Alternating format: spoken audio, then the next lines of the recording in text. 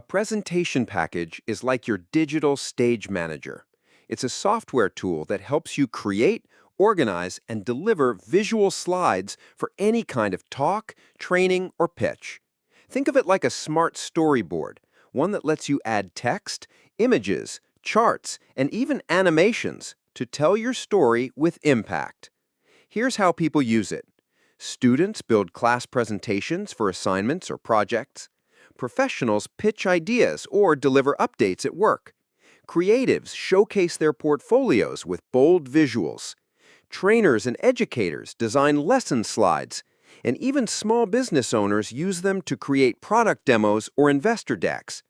If you've ever clicked through a slide deck at a conference or used one on Zoom, you've used a presentation package.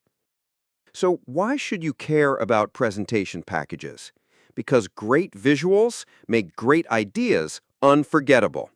Studies show that visuals improve learning by up to 400%, and businesses using visual storytelling are more likely to win audience attention. Plus, with the right tools, you can design slides 10 times faster than doing it manually. Whether it's pitching a product or explaining your thesis, a clean, clear slide deck keeps your message sharp and your audience awake. Let's look at some top tools you can try today.